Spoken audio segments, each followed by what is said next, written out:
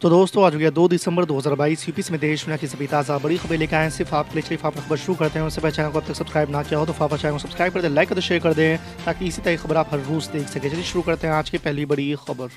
2024 के लोकसभा चुनाव में सबसे बड़ा मुद्दा पुरानी पेंशन स्कीम की बहाली का हो सकता है। फिलहाल जैसा सियासी माहौल देश में दिख रहा है उसमें तो कुछ ऐसा ही लगता है। राजस्थान, छत्तीसगढ़ जैसे राज्यों में कांग्रेस की सरकार ने पुरानी पेंशन को बहाल कर दिया है। इसके अलावा गुजरात में आम आदमी पार्टी ने चुनाव प्रचार में ऐलान किया है कि सरकार बनी तो पुरानी पेंशन स्कीम लाएंगे। वहीं पंजाब में भगवंत मान पहले ही इस पर फैसला ले चुके हैं।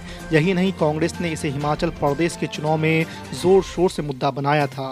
महाराष्ट्र में एक महत्वपूर्ण राजनीतिक घटनाक्रम में भीमराव अंबेडकर के पोते प्रकाश अंबेडकर की अध्यक्षता वाली वंचित बहुजन अघाड़ी ने पूर्व मुख्यमंत्री उद्धव ठाकरे के नेतृत्व वाली शिवसेना के साथ चुनाव पूर्व गठबंधन करने का फैसला किया है। राज्य के राजनीतिक हलकों में इस गठजोड़ को शिव शक्ति और भीम शक्ति का गठबंधन करार दिया जा रहा है। संभावना जताई जा रही है कि इस गठजोड़ से आने वाले दिनों में राज्य की राजनीति पर बड़ा असर पड़ सकता है। मैनपुरी लोकसभा सीट पर हो रहे उपचुनाव में अब प्रचार खत्म होने में केवल 2 दिन रह गए हैं। ऐसे में भाजपा और सपा ने ताकत झोंक दी है। उपचुनाव के लिए 5 दिसंबर को मतदान होना है। ऐसा पहली बार देखने को मिल रहा है कि सपा के अध्यक्ष अखिलेश यादव नेताजी मुलायम सिंह यादव की तर्ज पर गांव-गांव, घर-घर जाकर लोगों को अपनेपन का एहसास करा रहे हैं और नेताजी के मैनपुरी के लोगों से जुड़ाव की दुहाई देकर डिम्पल यादव को जिताने का आशीर्वाद मांग रहे हैं। एनडीटीवी चैनल के समूह संपादक और स्टार एंकर रहे रवीश कुमार ने अपने पद से इस्तीफा दे दिया है। अब रवीश कुमार ने खुद अपने यूट्यूब चैनल पर इस्तीफा की जानकारी दी और भावुक विदाई संबोधन में बीते दिनों को याद किया है। यही नहीं, इस दौरान उन्होंने ये भी बताया है कि अब वो यूट्यूब चैनल पर ही नजर आएंगे। रवीश कुमार ने इस दौरान तंज भरे अंदाज में कहा है कि आज की शाम एक ऐसी शाम है जहां चिड़िया को उसका घोंसला नजर नहीं आ रहा क्योंकि उसे कोई दूसरा ले गया है, लेकिन उस चिड़िया के पास थक जाने तक खुला आसमान जरूर है। गुजरात विधानसभा चुनाव के पहले चरण के मतदान के बीच प्रधानमंत्री नरेंद्र मोदी ने कांग्रेस नेताओं के बयानों पर पलटवार किया है। पीएम मोदी ने कहा कि कांग्रेस में मेरे ऊपर कीचड़ उछालने की प्रतियोगिता चलती है। उन्होंने कहा कि कांग्रेस में मुझे गाली देने की होड़ चलती है। पीएम मोदी ने यह भी कहा कि कांग्रेस चाहे जितना कीचड़ उछाल ले लेकिन कीचड़ में ही तो कमल खिलता है। राहुल गांधी की भारत जोड़ो यात्रा इन दिनों मध्य प्रदेश से गुजर रही है। फिल्म अभिनेत्री स्वरा भास्कर भी गुरुवार को मध्य प्रदेश के उज्जैन में इस पद यात्रा में शामिल हुई। कांग्रेस पार्टी ने अपने आधिकारिक ट्विटर हैंडल के जरिए राहुल गांधी के साथ स्वरा की एक तस्वीर साझा की है। कैप्शन में लिखा है कि आज प्रसिद्ध अभिनेत्री स्वरा भास्कर भारत जोड़ो यात्रा का हिस्सा बनी। समाज के हर वर्ग की उपस्थिति ने इस यात्रा को सफल बनाया है। चुनावी रणनीतिकार प्रशांत किशोर ने एक बार फिर बिहार में शराबबंदी को लेकर मुख्यमंत्री नीतीश कुमार पर हमला बोला है। उन्होंने शराबबंदी की तुलना अमेजन और फ्लिपकार्ट के मॉडल से की है।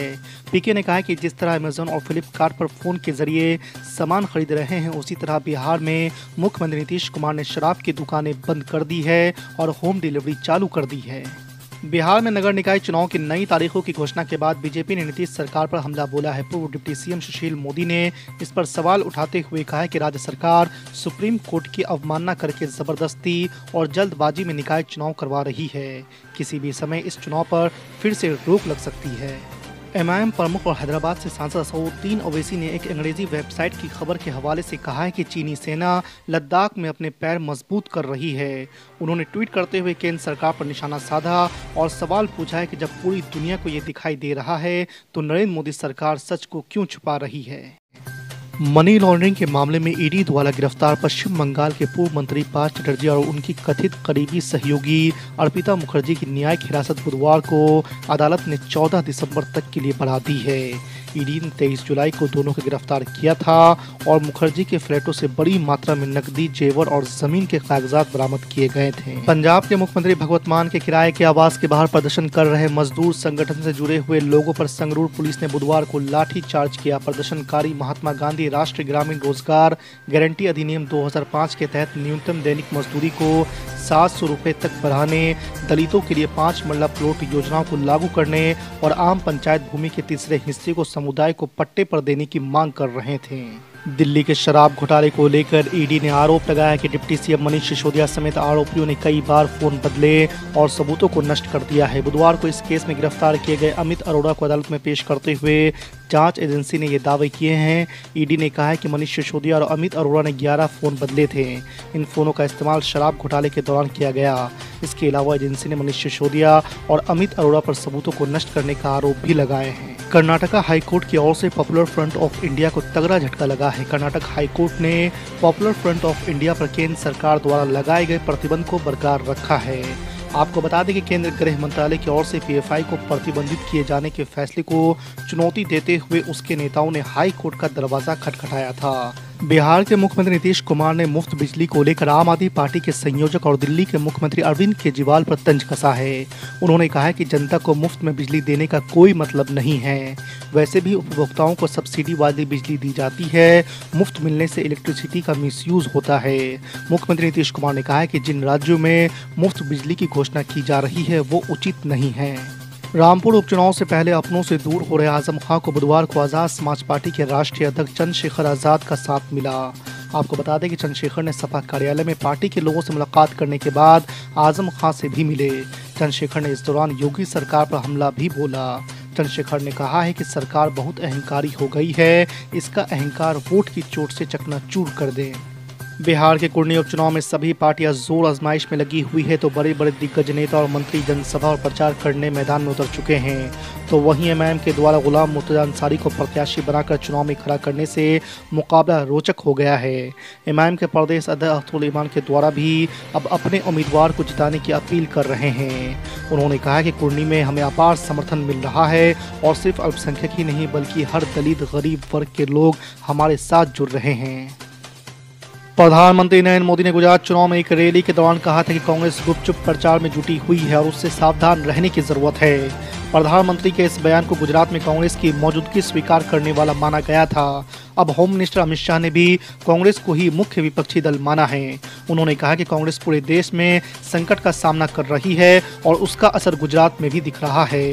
उन्होंने आम आदमी पार्टी को लेकर भी भविष्यवाणी करते हुए कहा है कि उसका गुजरात में खाता भी नहीं खुल सकेगा।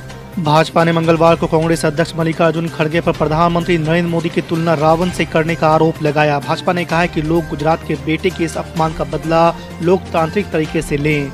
दूसरी तरफ कांग्रेस ने भाजपा नेता अमित मालवीय के इस प्रकरण से संबंधित एक टिप्पणी का हवाला देते हुए पलटवार किया और दावा किया कि दलित समुदाय से आने वाले उसके शीर्ष नेता को अराजक कहकर दलित विरोधी विश्वमन किया गया है। 2002 के गुजरात दंगों के दौरान दुष्कर्म और 7 सदस्यों की हत्या में सजा काट रहे सभी 11 अभियुक्तों की रिहाई के खिलाफ बिल्किस बानो ने सुप्रीम कोर्ट का रुख किया है। आपको बता दें कि चीफ जस्टिस DY चंद्रचूड़ इस केस की योग्यता पर विचार करेंगे। दिल्ली में एमसीडी चुनाव से पहले केंद्रीय मंत्री हरदीप सिंह पुरी ने बड़ी बातें कही है। उन्होंने बताया कि पीएम उदय योजना के तहत अवैध कॉलोनियों को रेगुलाइज किया जाएगा।